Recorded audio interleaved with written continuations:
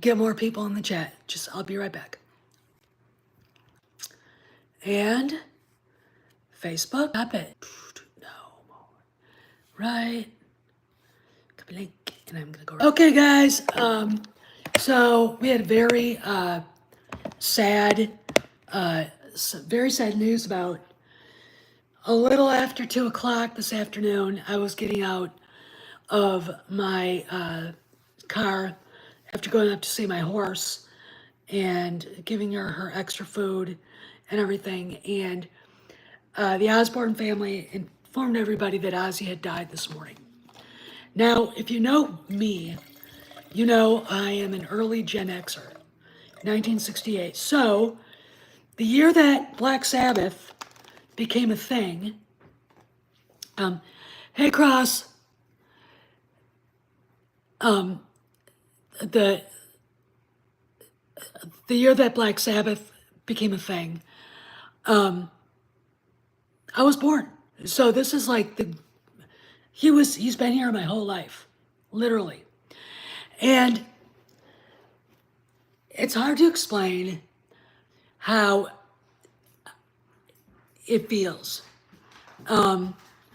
Because you couldn't help, after all of the crazy things that he did, biting the heads off of two doves in front of record executives in 1982, and then biting the head off a live bat, and then having to go get shots. I think that was in Ohio, having to get rabies shots. And all the antics that he pulled when he was touring with Motley Crue. He was, if Sharon had not done what she had done with him, he would have been dead, and he would be an asterisk. Like, this is Ozzy. Okay, we'll all go on. People would probably be remembering Ronnie James Dio, who was a great rock singer, a true Titanic of rock. He'd be remembered less than Ronnie. But because Sharon stuck with him and rode him to help him get better, he lived. I mean, he's 76 years old. He lived far longer than he should have. But I think he had a lot to say, and I think he had a lot to accomplish. And Sharon did the best she could to keep him on the straight and narrow. And of course, he had his kids. Jack and Kelly and his older daughter, and I think he's got kids from another family too, but you never hear about them. But I became familiar with Ozzy like in 1980 or whatever. We all knew who Black Sabbath was, but when you're a kid, and I wasn't into metal until I was a teenager. So 1980, I was just 12. All right, so still a tween, and still, hoping that somehow, the Bee Gees could just go on, but there you go. And in high school, there were, I'll give you the strata. There were the jocks, which I was not one of. There were the preps, which I was definitely not one of, even though I could dress like one. There were the dirtbags, which were the kids who actually outwardly listened to heavy metal and didn't give a shit, or punk. There were the nameless rabble of victims. I was in that group, all right, and I had friends all across the spectrum.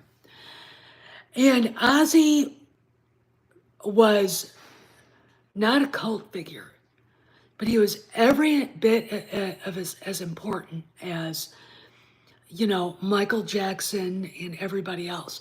Because in small town La Crosse, Wisconsin, there wasn't a dominating pop culture like you get in a big city with like Chicago or, New York or Los Angeles. I mean, the song, The Heart of Rock and Roll by, oh God, The Heart of Rock and Roll. when they go into LA and they're talking about hard rock, the big hair, that's it. All right. Ozzy fit there. Lemmy Kilmister from Motorhead was there. But Huey Lewis and the News got that straight. They got that right. Punk rock was more like, I would say, San Francisco and definitely more New York, alternative. But metal, glam, I will call it glam metal, and hair metal were all Southern California, the Sunset Strip, the Rainbow Room, the Whiskey A Go Go, etc. All right, you couldn't go anywhere without on the strip without seeing, Nikki Sixx in a pair of 4-inch platform boots, walking around like he was a reject from Road Warrior. Okay, it's just the way it was. Ozzy fit there, all right, and that was the music that I think a lot of people drifted to because it was so visceral, and of course, punk rock was too.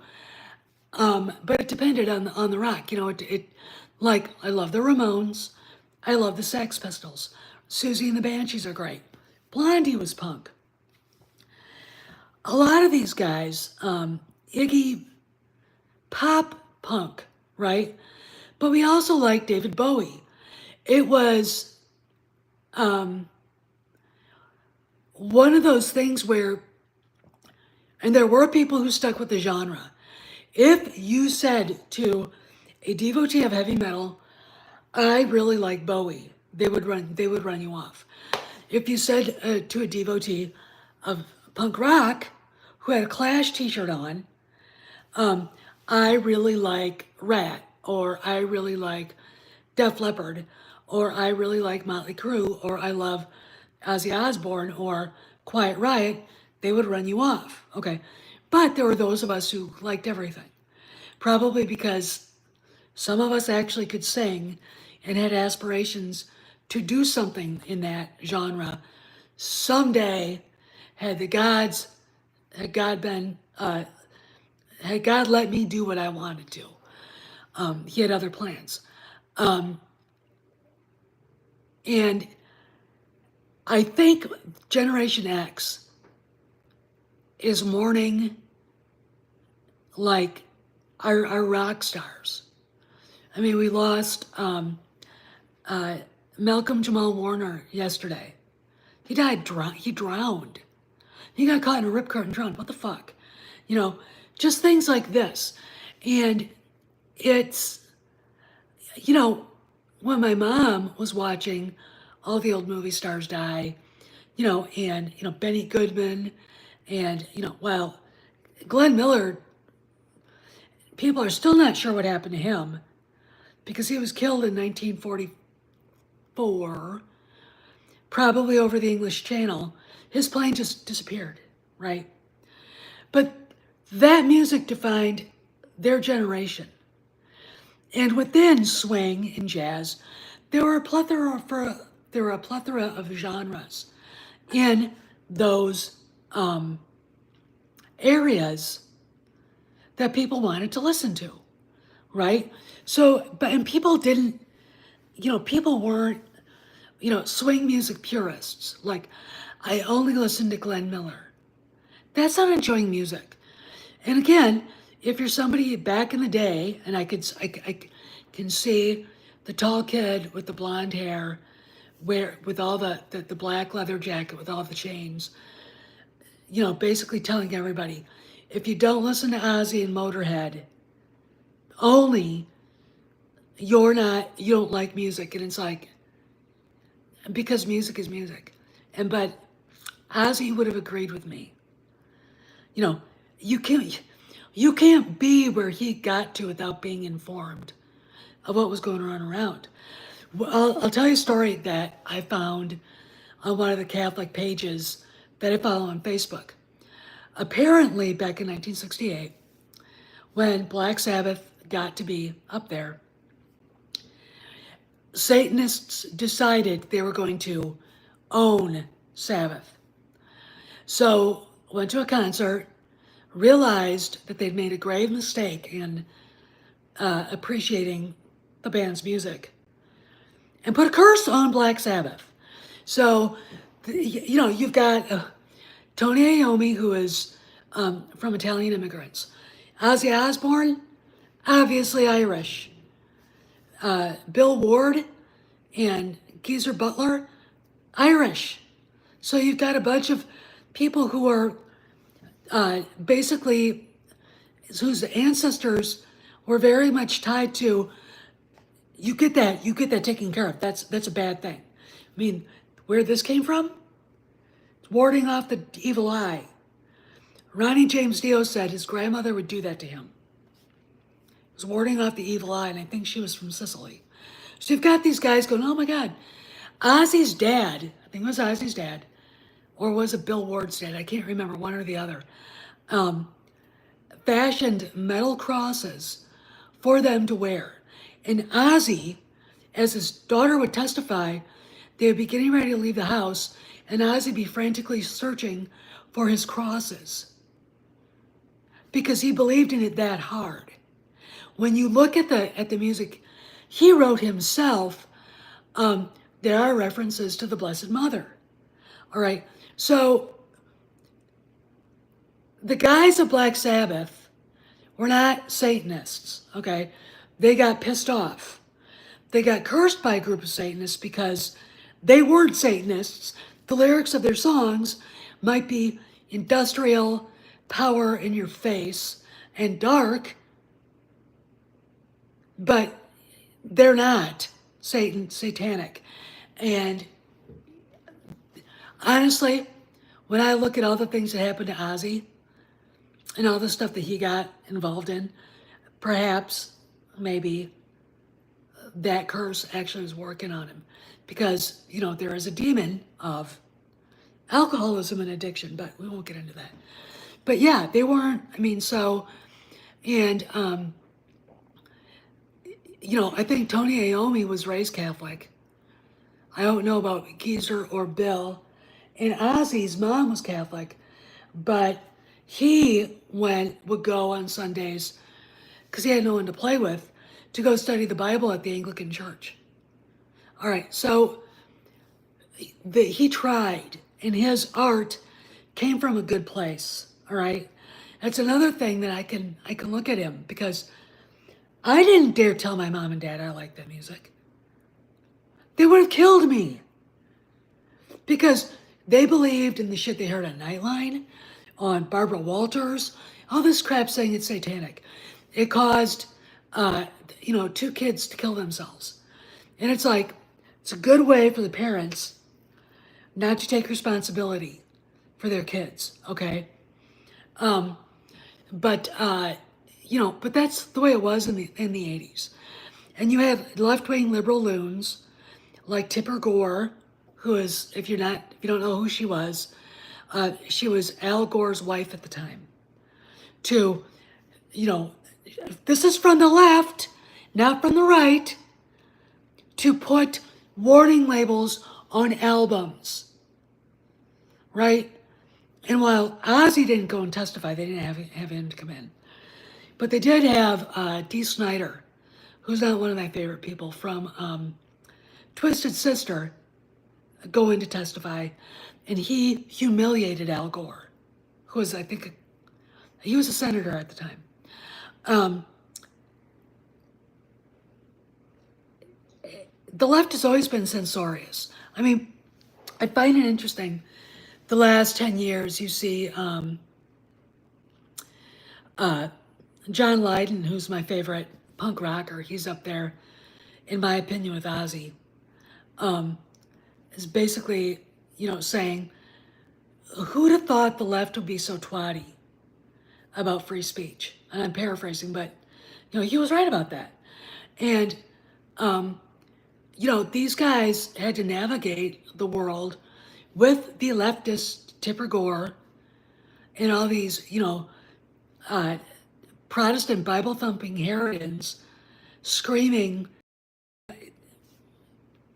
you know, rock and roll is about free expression. I mean, my favorite Ozzy song is Rock and Roll Rebel. I love it. It's one of the greatest, I think, rock anthems. I think it's better than anything Queen wrote. And I'll go and say that to the planet. I just did. Um, and that's what it's about. But rock and roll is not about Satan worship. Even though there are a few bands from Europe, Rammstein, and a couple other ones that make you wonder. They do skirt that line hell of a lot closer than Tony, Ozzy, Bill, and Geezer ever did, right? And it's when you're like, I'm gonna tell you something. I was listening to the song "Mr. Crowley" that Ozzy, it was on his Bark at the Moon album, and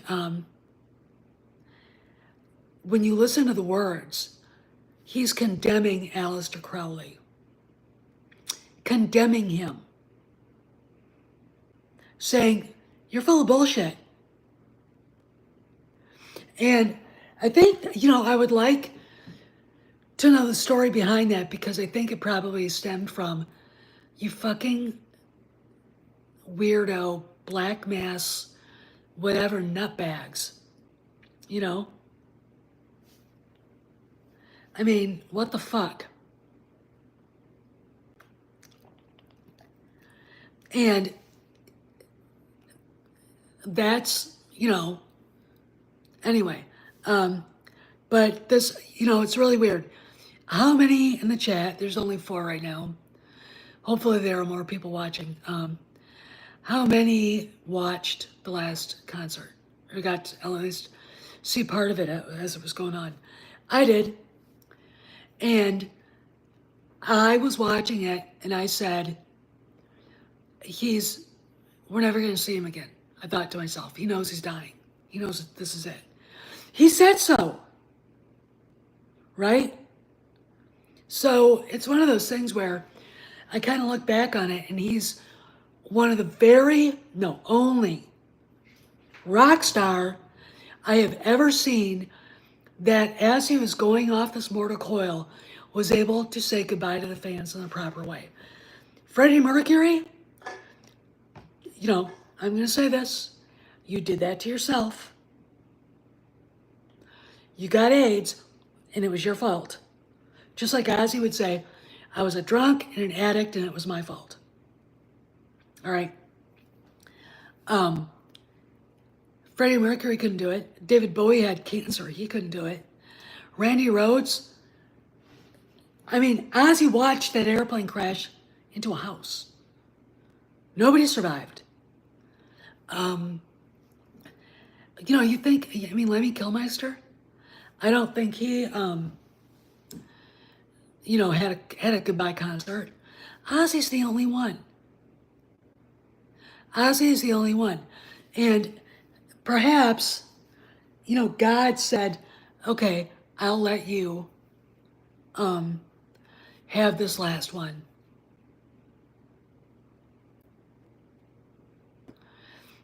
I'll let you have this last one. Well, Cross, this is what happened.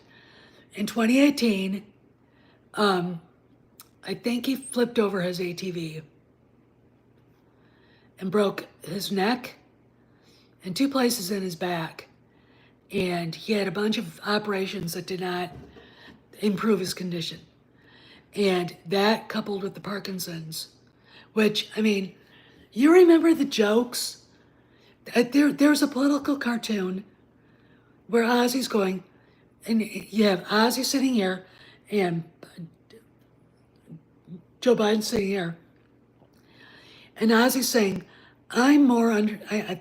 you understand me more than you understand him. And it was true.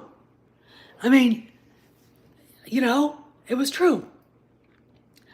But that was the Parkinson's, and Ozzy made it a war. All right. He fought a war over it. They made more money for charity, and this is heavy metal. This isn't Taylor Swift bullshit. This is authentic, in your face, heavy metal. This is Steven Tyler. This is Metallica. This is, you know, all these guys out there letting it loose.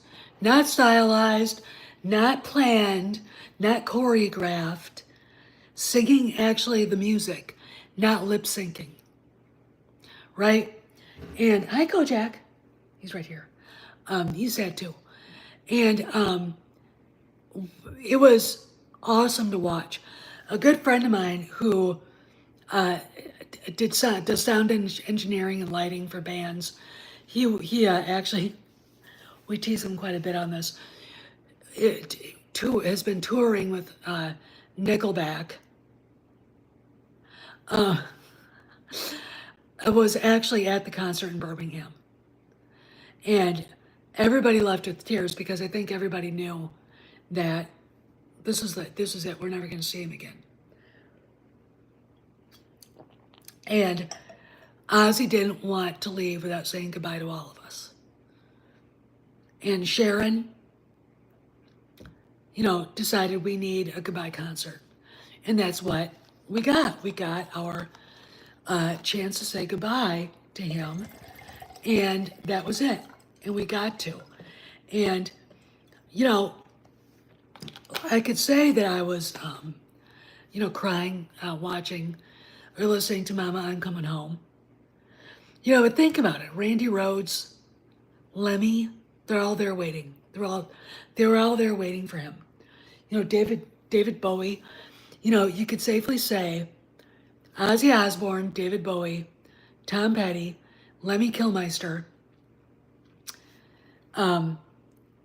Michael Jackson, Prince, Freddie Mercury. You've got the weirdest fucking rock band on the planet now. I'll think on anywhere. I mean, and of course Randy Rhoads just playing guitar because he could.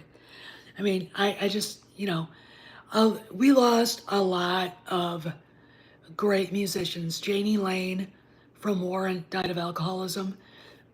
Footnote. Kevin Cronin, the lead singer of Quiet Riot. Footnote.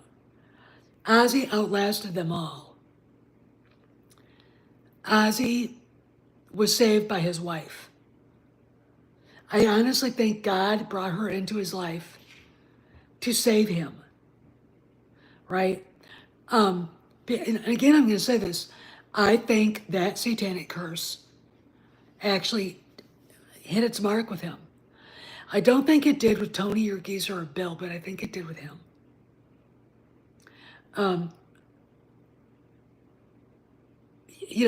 And it's one of those things where, you look at him and you go, I feel so bad he's going through this. Take that suffering that he had, offer it to God, and learn from it. Learn from it. I mean, this is a guy who would get blackout drunk. Now I remember a damn thing he did, including one time he's blacked out, walks up to Sharon and says, you have to die. Starts to choke her, and she got away from him. And that was it. That was it. She was like, you need to go and seek help. Because she said, if I'd had a gun, I'd have shot him. And Ozzy wasn't a small person. You know how you can tell someone's small? They don't have to be standing by anybody. Oh, I know. I know, Paul. I thought the ATV accident was later. I guess it wasn't. I saw the Motley Crue movie. I've got the book. I had a problem with the way it was adapted. They didn't mention anything about Pam Anderson, and she was huge in the book. I mean, and I'm sure when she found out they were doing the movie, that she probably had a shit fit. Because Nikki would have been very honest about her. And I think the reason why she was such a bitch to him is that she wanted him. All right, but whatever. She's got new breath in a career now. And yes, I am going to go see Naked Gun because it looks hilarious, and I have to. I have to. So, Ozzy. First off, Ozzy was lucky he had Sharon. Again, after all the crap he put her through, including cheating, which she had a hard time dealing with, she stayed and saved him. She saved him, despite all that shit. So there's a reason why we got to see him one last time.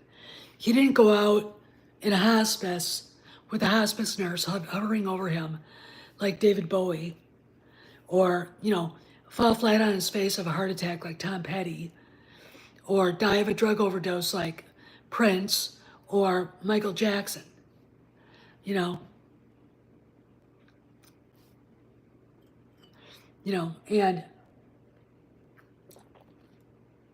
And it's Ozzy was blessed to do that. And again, if you're new here, I will try to read the story in a video later about why Black Sabbath wore crosses. Because, what the fuck?